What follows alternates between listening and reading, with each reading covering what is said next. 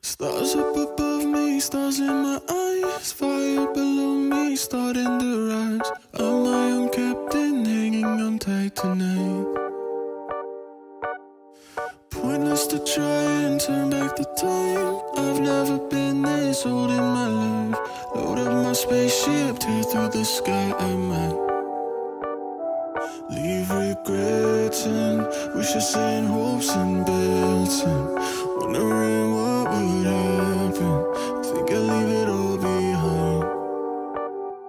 I don't wanna wake up and let my dreams die. This moment I'll make it mine. Don't tell me I'm wasting time. I'll show you what I'm made of and give my dreams life. I'll put it all on the line, just like I'm young, wild and alive.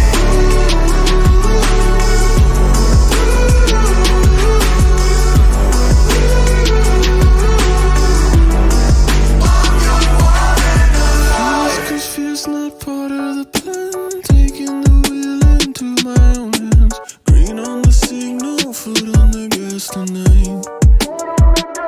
I don't wanna wake up and let my dreams die. This moment I'll make it mine. Don't tell me I'm wasting time. I'll show you what I'm made of and give my dreams life. I'll put it all on the line, just like I'm young, wild and alive.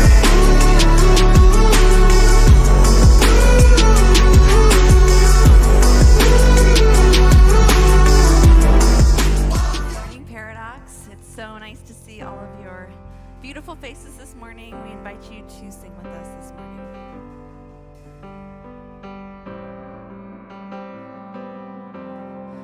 You are not hidden. There's never been a moment you were forgotten. You are not hopeless.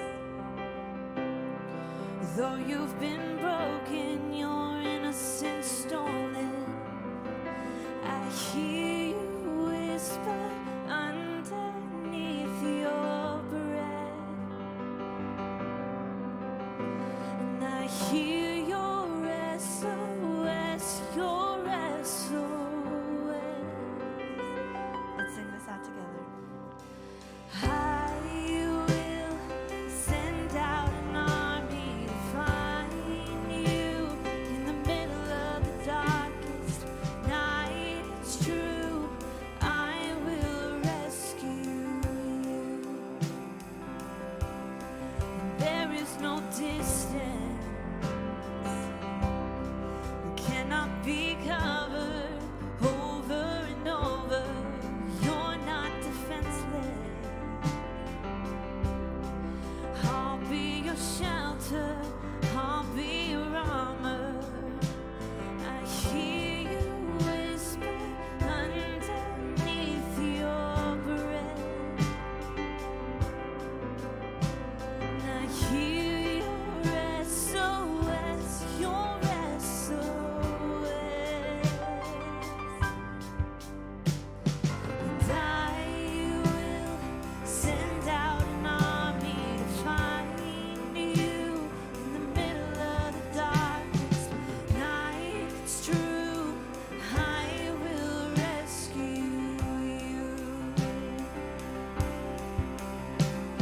And I will never stop marching to reach you in the middle of the hardest fight. It's true, I will rescue you. Let's sing this out together. And I hear you whisper underneath your breath. And I hear you whisper, you have nothing left.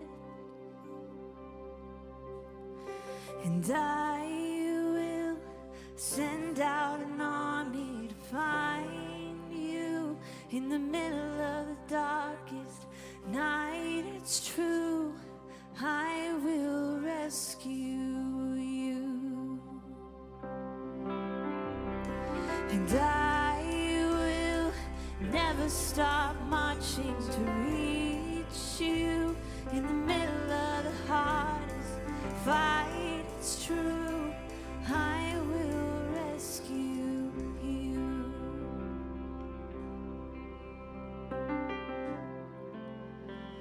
Oh, I will rescue you.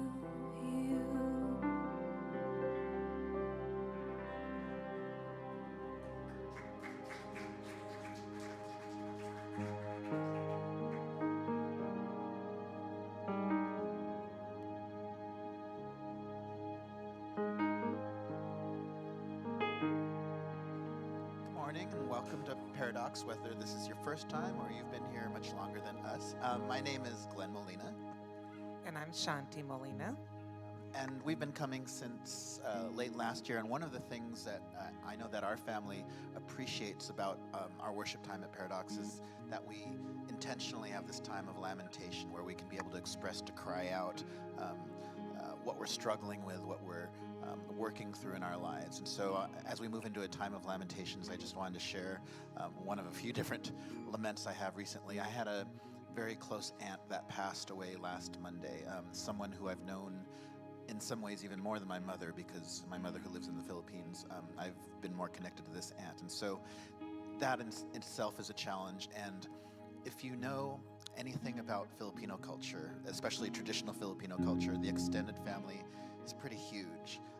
And as the firstborn and the eldest of the cousins of my generation, born to the firstborn of my mom's, all of my mom's siblings, there tends to be responsibility there. And I feel bad that I cannot go to the Philippines to be part of the mourning process there and to minister to my family there.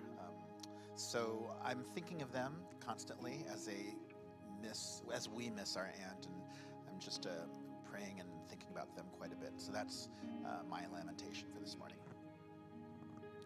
And now we invite you to share your laments with us. Thank you.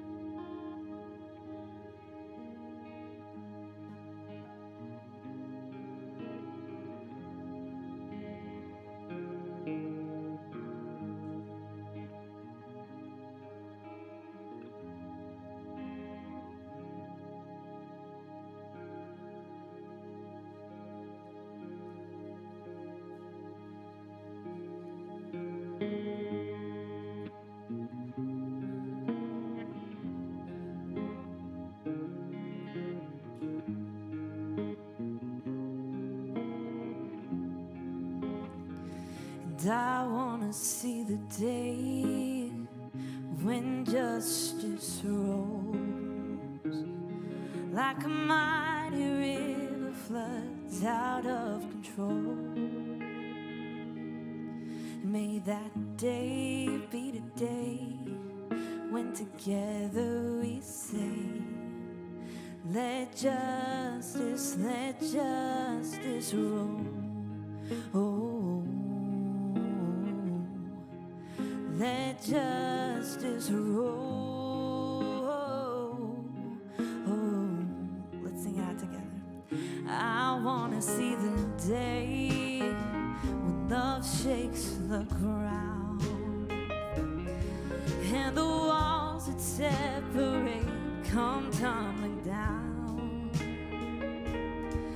May that day be today when together we say, let love shake the ground.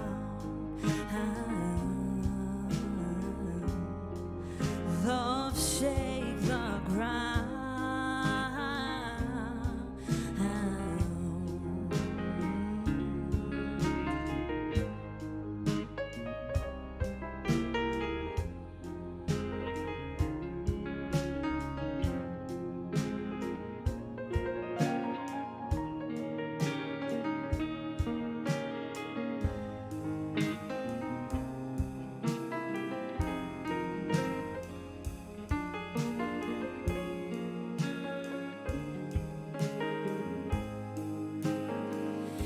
I wanna see the day when we stand tall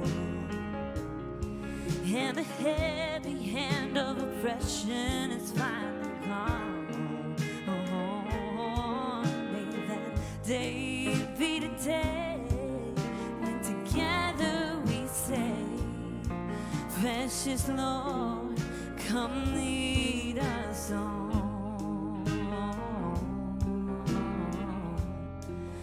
Come lead us on. Precious Lord, come lead us on. Come lead us on. Let's sing this out together. And may that day be the day when together we say, precious Lord, come lead us on.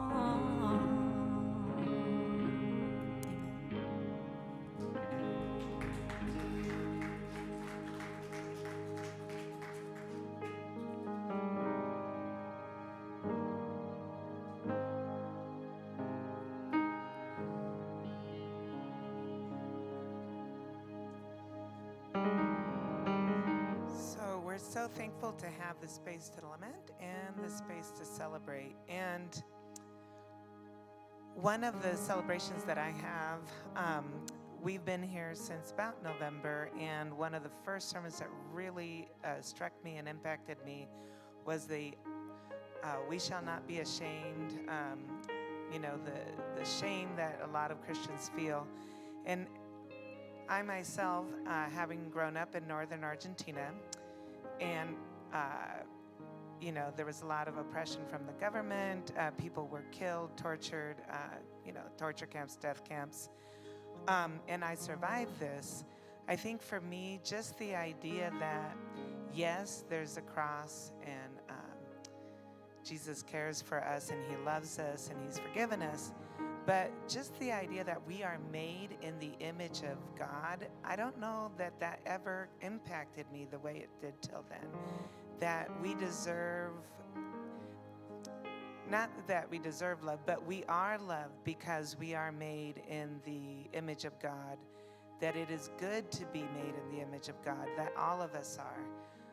And that is, for me, really helped me turn a corner in my understanding of how I stand before Christ. And I thank him for his grace and forgiveness, but that is also a profound celebration of realization for me that I wanted to share with you. Thank you. We're grateful that God already knew our laments before we expressed them. We're grateful that God celebrates with us in the way we celebrate. So it's a chance for us now to celebrate with one another and share our moments of joy and celebration. So feel free to text in and share those right now.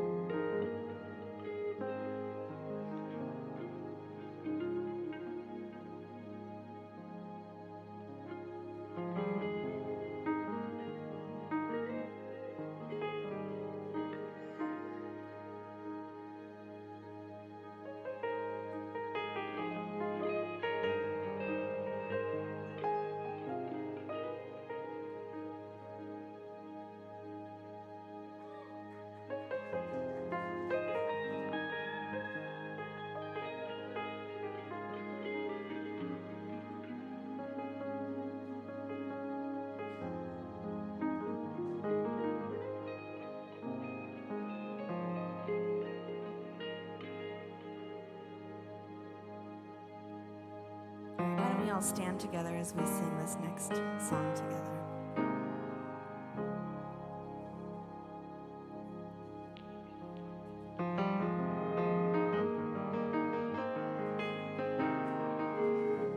All right, it goes like this.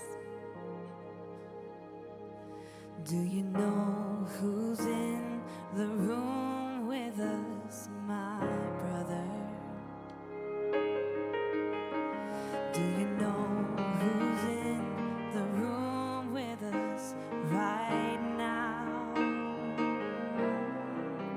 He's the very same God who stared death in the face, took back the keys and kicked open the grave. That's the God who's in the room with us right now. And do you know who's in the room with us, my sister? And do you know who's in the room with us right now? Oh, he's the very same God that said, let there be light. And he'll still be God when the stars cease to shine. That's the God who's in the room with us right now. All right, we're going to sing this next part together. He's moving. He's moving. Can you feel him moving now? Oh, whatever you're needing, he can supply. He's the one who's done miracles time after time. That's the God who's in the room with us right now. Oh, he's moving along. He's moving. Can you feel him moving? Can you feel him moving now? Oh, whatever you're needing, he can supply. He's the one who's done miracles time after time. That's the God who's in the room right now. Oh, and all of his glory,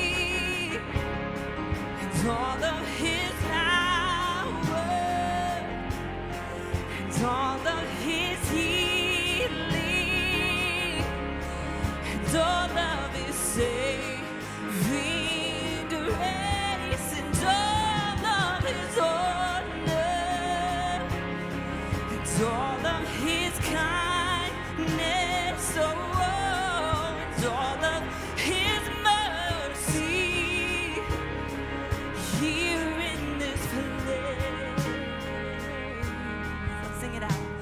Whatever you're needing, he can supply. He's the one who's done miracles time after time. Whatever you're needing, he can supply. He's the one who's done miracles time after time. Whatever you're needing, he can supply. He's the one who's done miracles time after time. That's the God who's in the room with us right now. Let's sing it out. And do you know who's in the room with us, my brother? And do you know who's in the room with us right now? Oh, he's the God who's not scared of the messes we made. He's coming for us to say, come have your way. That's the God who's in the room with us right now. Amen. Let's bow our heads. Dear God, we long for the day of unparalleled justice. We want to see the day you make all that is wrong into all that is right. And we hold up our hands hoping that you will reveal your righteousness very soon. And even though we lament about your absence, we also rest in the assurance of your presence. We know that you are here in this very room. We know that you are here in this world with us. And we know that you are close to us even when we experience your absence. Thank you for the mystery of your absence and your presence. In the human name of Jesus, in the eternal name of Christ, we say amen. You may be seated.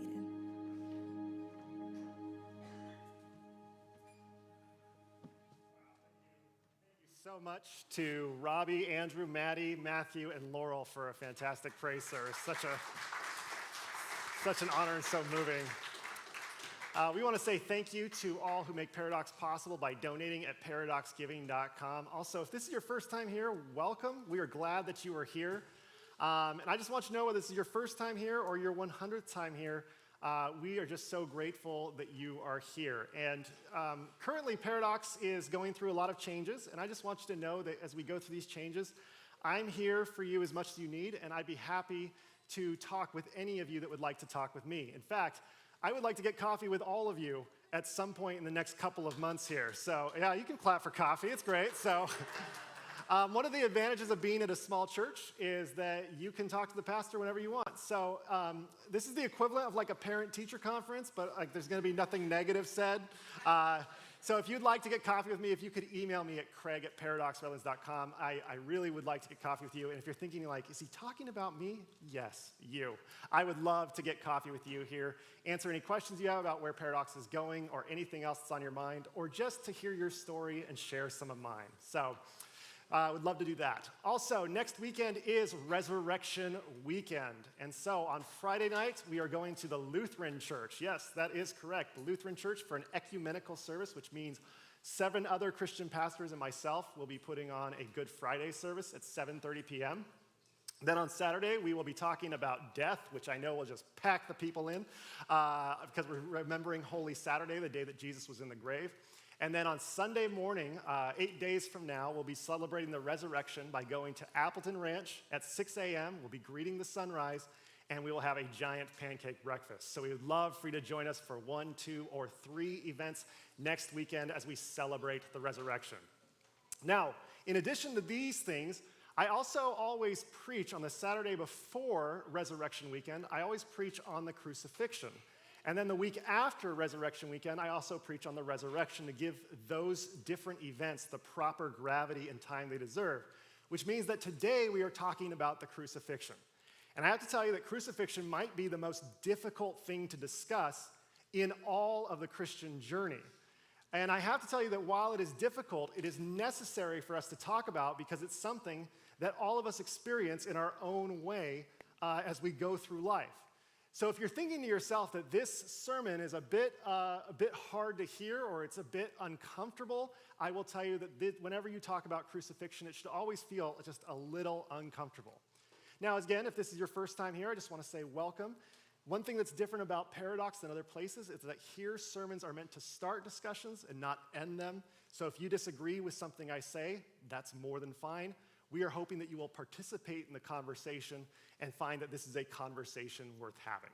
So with that in mind, we'll turn to the Gospel of Luke, and we'll open chapter 23. And before then, I just want to give a quick summary of what happened in Luke 22 when we read about the Last Supper with Jesus and his 12 male disciples. After this supper was done, Jesus then went into the Garden of Gethsemane, and he said to his 12 disciples, "Please stay awake with me." And they said, "We're not going to do that." They fell asleep right next to him as he was praying. And while they were sleeping, he woke them up. And as soon as he woke them up, his one disciple who betrayed him, Judas, shows up and sells him out to the religious police. The religious police arrest him. And Jesus then is arrested and taken into custody. While he is there, Peter, who many people consider to be the greatest disciple, denies Jesus not 1, not 2, but 3 different times. And the religious people who Jesus participates in the religion with end up convicting him and deciding that he needs to go to the state officials.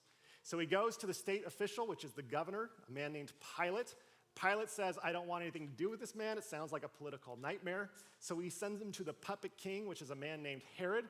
Herod, unfortunately, is just a puppet king, so he can't do anything to Jesus. So he sends him back to Pilate. And our story unfolds when Jesus returns to Pilate for the second time. We read right here, Pilate, wanting to release Jesus, addressed the chief priests, the leaders, and the people again.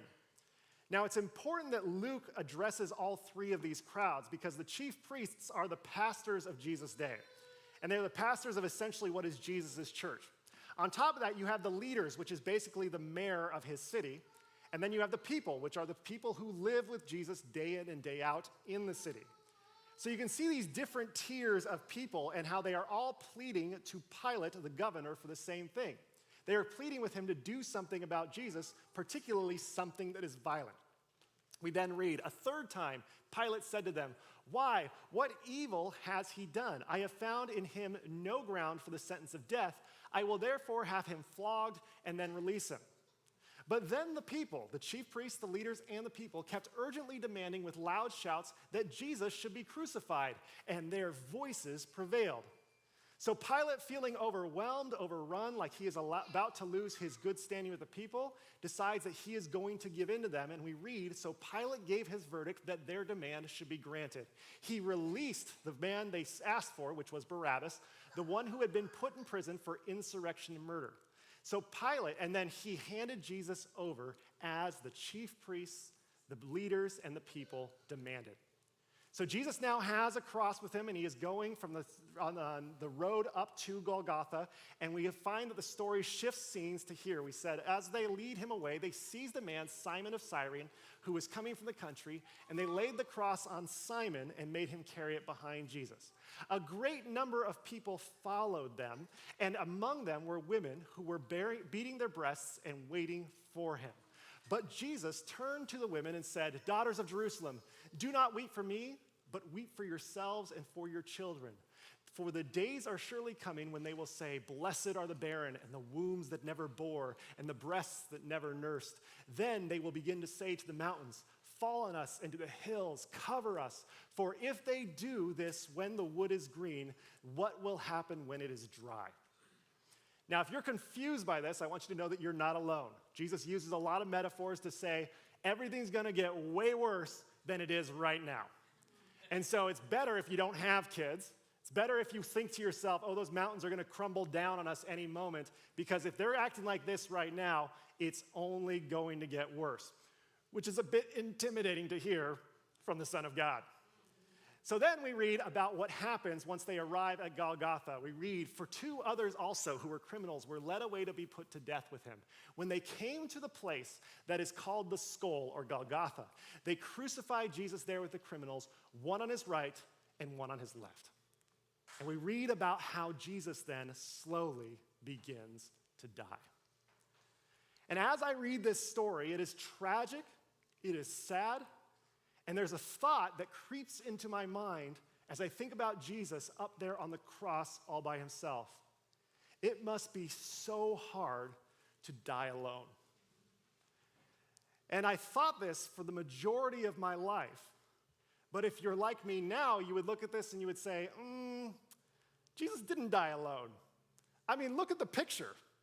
There are people there in the picture that are very close to Jesus. Jesus wasn't alone. There were people with Jesus at the crucifixion.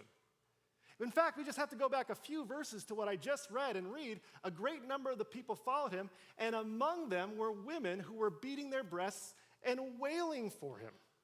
So there was these women around Jesus who refused to allow Jesus to die alone. Now, it would be really nice if we knew their names and knew a little bit about them, but Luke doesn't offer us that information. However, there are 3 other Gospels that do. Luke is one of 4 Gospels that tells the life story of Jesus. Matthew, Mark, and John confirm Luke's account that women stayed with Jesus, and they offer names in the other 3 Gospels. So if we turn to Matthew, we start to read the names of people who were there when they crucified Jesus. Now, we may not know a whole lot more about them than their name, but it's important for us to remember that these women were real people who had lives much bigger than just their name. And so we should visualize them as much as we can and recognize their life beyond the text as a way to honor them, even though we may not know much about them. So I'm going to go through each of these Gospels and talk about who these women were. We're just going to share the name and give you a visual depiction, and then we'll talk a little bit more about what they were like. So let's read here in Matthew. Many women were also there, looking on from a distance. They had followed Jesus from Galilee and had provided for him. Among them were Mary Magdalene, and Mary, the mother of James and Joseph, and the mother of the sons of Zebedee. So Matthew remembers these three women staying with Jesus as long as they possibly could until the end. We then turn to Mark's gospel, and Mark writes these words: there were also women looking from a distance. Among them were Mary Magdalene, as well as the mother of James the younger and of Joseph, and a woman named Salome. Mark goes on to say, these used to follow him and provided for him when he was in Galilee. These women were disciples of Jesus, Mark said. He goes on to say, and there were many other women who had come up with him to Jerusalem. So beyond these three named women in Mark's gospel, there are even more women who are there with him at the end. We then turn to John's gospel, and John's gospel was written much later than the other three gospels. Some people attribute it to John, other people don't. For the sake of this conversation, let's attribute it to John. We read these words: meanwhile, standing near the cross of Jesus were his mother and his auntie, and Mary, the wife of Clopas, and Mary Magdalene. These four women were right at the foot of the cross, according to John. And John, in his own gospel, also insists, oh, I was totally there too, even though Mark and Matthew and Luke all say, no, John was not there. John's like, no, I was there. Trust me, I was there. I saw it. But if you look at that and you say to yourself, I don't know if John was there, and you look at these four different women, you realize a story is coming forward. The story is that the women are the ones who stayed with Jesus until the very end. This is depicted in a painting called I Exist by the incomparable artist Harmonia Rosales, and I find this to be deeply moving. There's something beautiful about the conglomerate of the four women, or the four Gospels, who tell us the names of different women who were there, and the fact that they said, when everyone else left, these people stayed with Jesus to make sure he would never die alone. Now, to give you an idea of the magnitude of this gift, I want to tell you a story that takes me back to college. Have you ever had a song or an album just transport you back in time and you can have these visual memories of where you were before? For me, that album is called Plans by the band Death Cab for Cutie. Now, Death Cab for Cutie is led by a man named Ben Gibbard, which, once you see him, you will understand where all the inspiration for my clothes comes from. That's me. This album I absolutely love, and as soon as I hear the opening chords of the first song, Marching Bands for Manhattan, I feel like I am driving through the streets of Bozeman, Montana on my way to class at Cheever Hall at Montana State University. None of that means anything to you here, but it means a lot to me in here. And there's one song on this album, it's track number 9, it's called What Sarah Said, and the song is set in a hospital waiting room. The song is sung from the perspective of someone whose loved one is in the ICU. And this may be a friend or a family member or a lover, we don't know, but what is very obvious is that this person cares deeply about this other person who is in the ICU. Now, what's interesting about this song is it captures the tension of all that this waiting room holds, both the optimistic hope and the unbearable agony. And the song is sung for that tension, and it just talks just so eloquently about what it's like as you receive bad news or uncertain news about what is going to happen to your loved one. And the song swells and it culminates and it gets to the thesis point where it gets really quiet, and then Ben Gibbard sings this quiet refrain when he says, "But I'm thinking of what Sarah said, that love is watching someone die." That's what love is. Now after that, the song begins to build again, and Ben Gibbard begins to ask a question as he sings this song. He asks, so who's gonna watch you die? And if that wasn't emotional enough, he sings it 3 more times in a row to make sure you start answering the question. Now, I heard this song. I have memories with this song for a very long time, but I recently came across a review in the New York Times that was from 2005 when this album came out, and this review made me appreciate the album more. The review was written by a man named Khalef Hasana, and he was writing for the New York Times, and he spoke about this song specifically in his review of the album Plans. He said, "These are cruel words, you know, right? The cruel words are love is watching someone die and who's gonna watch you die. Like, these are cruel words to hear." But then he goes on to say, but Mr. Gibbard sings them as if he really wants to know, who is going to watch me die? Who is that relationship in my life? And when you look at the hospital room, you realize that while those questions and those words may not be welcome at church on a Saturday morning, when you say things like love is watching someone die and you're in a hospital waiting room, oh, you know what that's like, right? When you start asking questions in your head like, who will be here for me if I have to go through something like this? That's a question that occurs in a hospital on a frequent basis. And I would say that the song, what Sarah said, while this isn't spoken, another question arises upon listening to it, which is, who am I willing to be there for?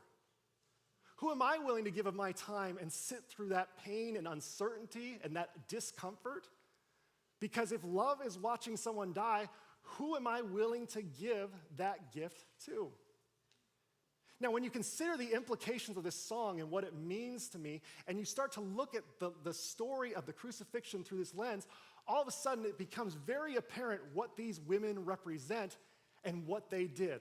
The greatest gift of love that Jesus received in his entire lifetime was from the women who stayed with him through the crucifixion. The greatest act of love, think about that. If Jesus was here and we could ask him, what was the kindest, most loving, most generous thing that has happened to you in your lifetime? I have a feeling it would say, well, these women stayed with me when it was very uncomfortable.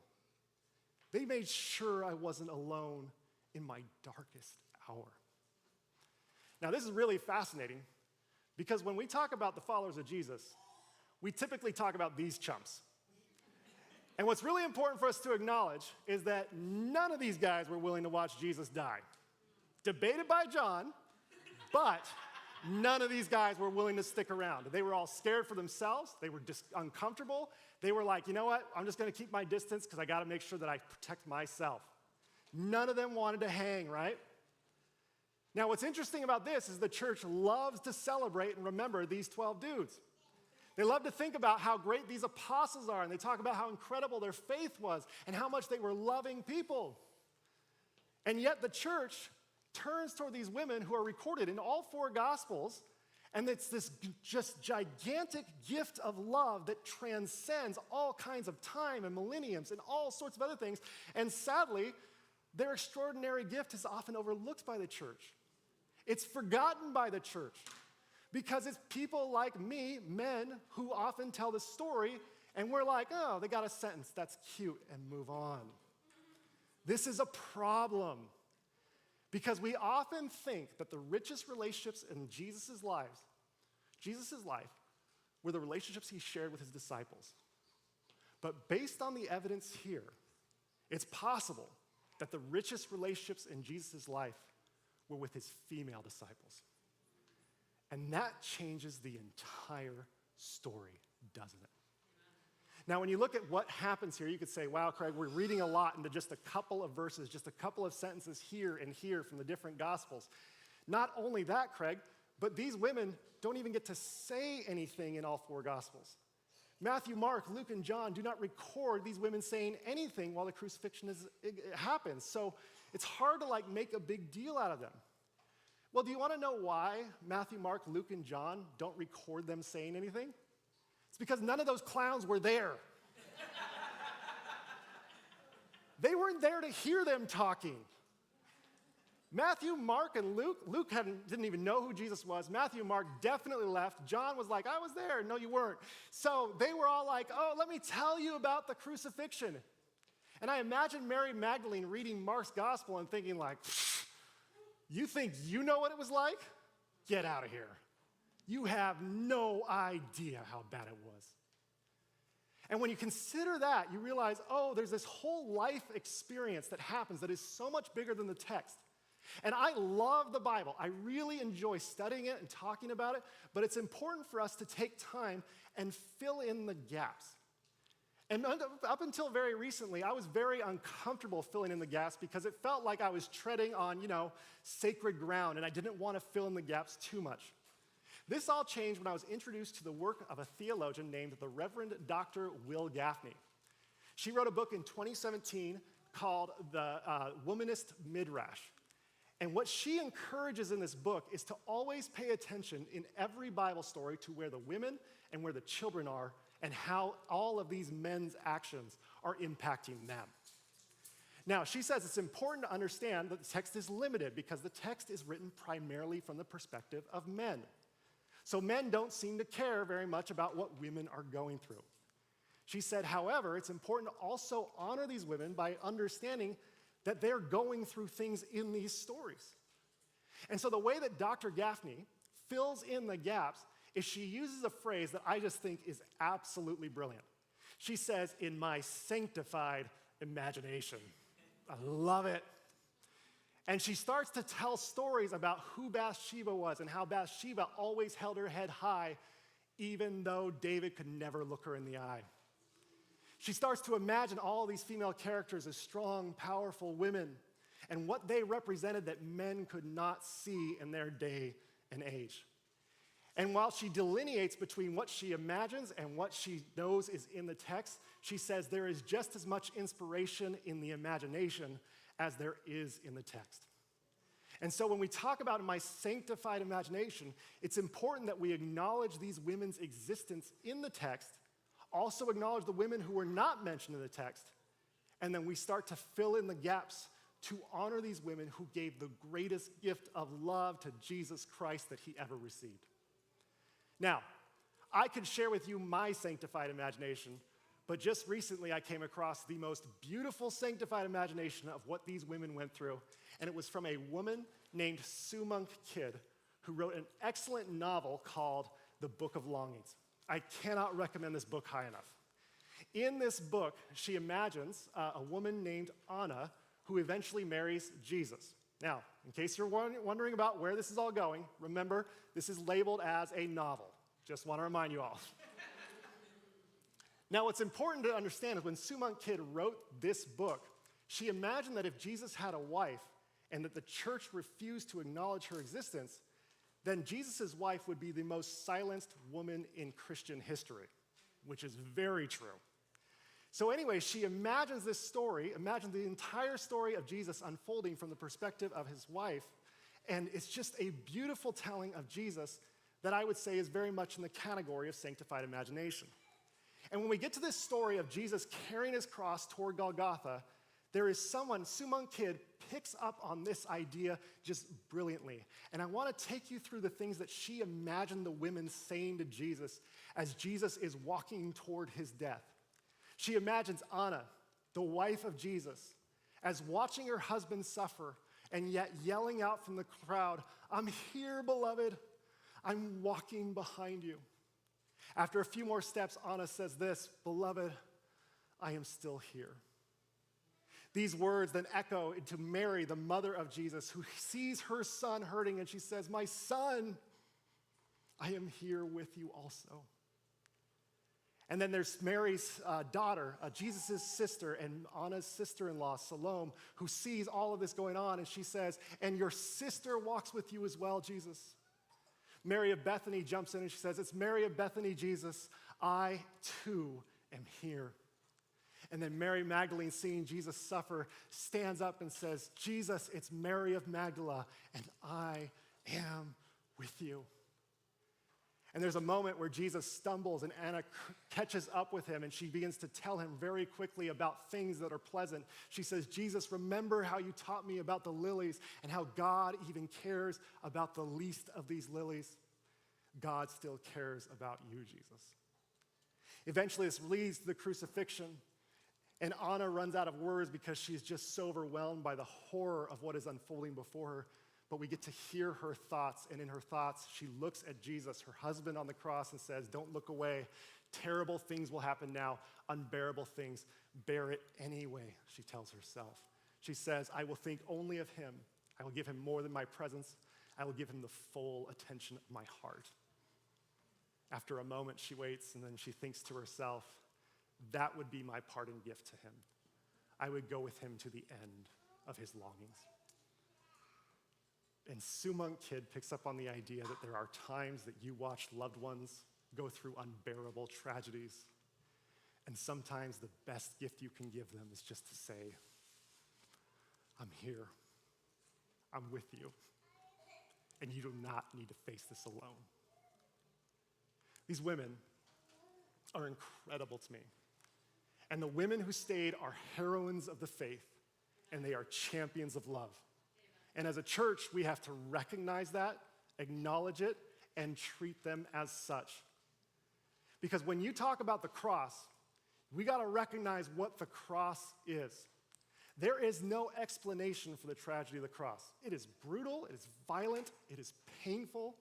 There aren't ways that God can fix it. It's just a cruel reality. The cross is simply a cruel reality of Jesus Christ's human existence.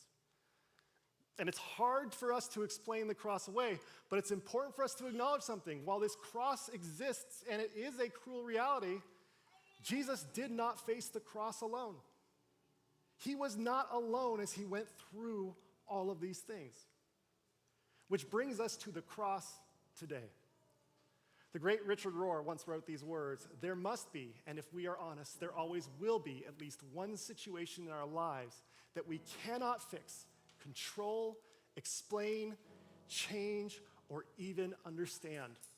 He goes on to say, for Jesus and for his followers, the crucifixion became the dramatic symbol of that necessary and absurd stumbling stone. So in other words, the cross symbolizes the human experience of a cruel reality. Have you ever experienced something you can't fix? Have you ever experienced something that you're like, normally I can take care of this, but I seem to have lost control of the situation? Have you ever received a diagnosis without a good prognosis? Have you gone through the worst that life has to offer and you're getting to the end of it and you're thinking to yourself, why did that happen? And you realize that as you ask that question over and over again, that there simply is no explanation. When you get to the point where you are experiencing suffering that doesn't have an explanation, then my friends, you are experiencing a cross moment. And this symbol reminds us that while it may seem unfair and very cruel and unkind that we have to go through this, this is exactly where God is found. And I would love to tell you tricks and tips to avoid crucifixion moments in your own life, but that's not really the human story, is it? The comfort from this story is found in the fact that if you are facing a cross, that you do not need to face this alone. You can build relationships with people who are willing to journey with you through some of the darkest things that life has to offer. Not only that, but if you know a friend who is facing their own cross, it's important for you to acknowledge that they do not need to face this alone. You can be there for them simply by being there for them. And when you consider what the cross is and how Jesus reacted to this and the fact that there were these women who gave him this incredible gift, I think that what Jesus models is how we are to receive an incredible gift of love. And I wish for you this morning is that we may be willing to receive the extravagant love of another's presence when we face our own cross. Sometimes all we can do is say thank you and accept that someone is with us when we are struggling. And when we return to these women, who I find to be so inspiring, my hope is that you and I may have the same faith and the same love as these women when our loved ones face their own cross. That is my hope, that we will be just as loving and courageous as they are. And so, my friends, as you think throughout this week and live throughout this week as we lead up to Resurrection Weekend, my hope and my prayer for you is that you may be loving enough to follow in the footsteps of these incredible women. May we see and embrace Jesus Christ in all, even in the crosses that we face. Amen.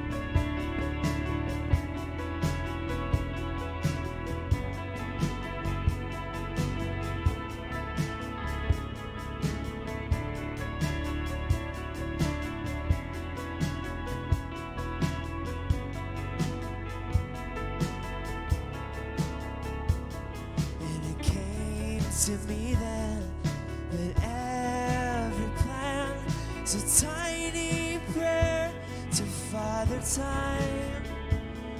As I stared at my shoes, the ICU that reeked of piss and 409.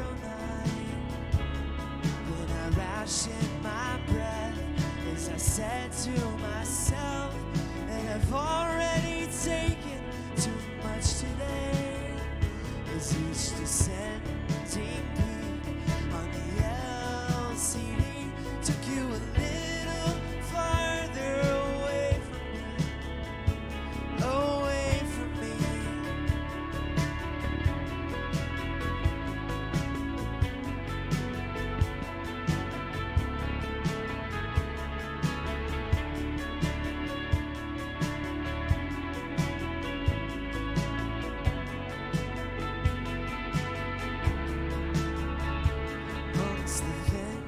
Machines and your own magazines, in a place where we only say goodbye. It stung like a violent wind that our memories depend on faulty cameras in our minds. 'Cause I knew that you were a truth I would rather lose than to have never laid beside it all. And I looked around at all the eyes on the ground as the TV entertained itself. 'Cause there's no comfort in the waiting room, just nervous pacers bracing for bad news. And the nurse comes round and everyone will lift their hands. I'm thinking of what Sarah said, that love is watching someone die.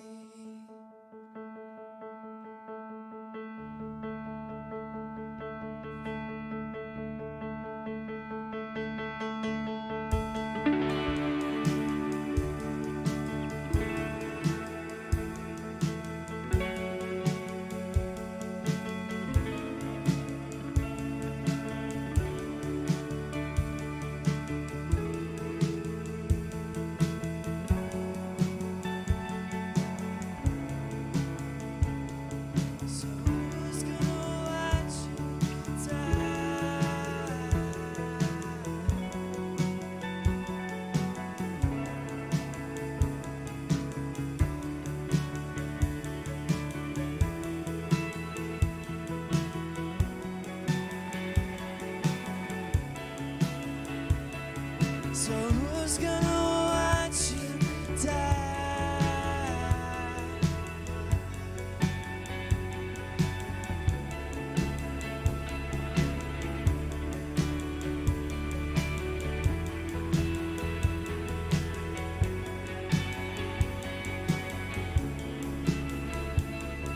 So who's gonna watch you die?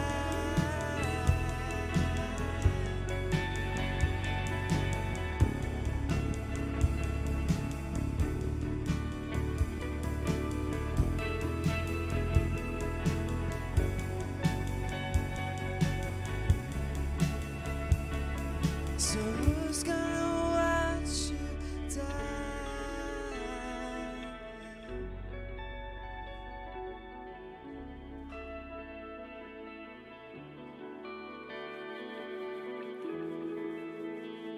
Will you bow your heads with me? Dear God, we thank you for the inspiration of these incredible women who gave you the greatest gift of love. Lord, may we be that for other people. May we be people who give great gifts of love. And may we be people who receive great gifts of love as well. In your name we pray. Amen. Thank you so much for joining us. We'll be back on Friday night and then Saturday when we talk about Resurrection Weekend. We hope you have a great weekend and we will see you soon. Take care.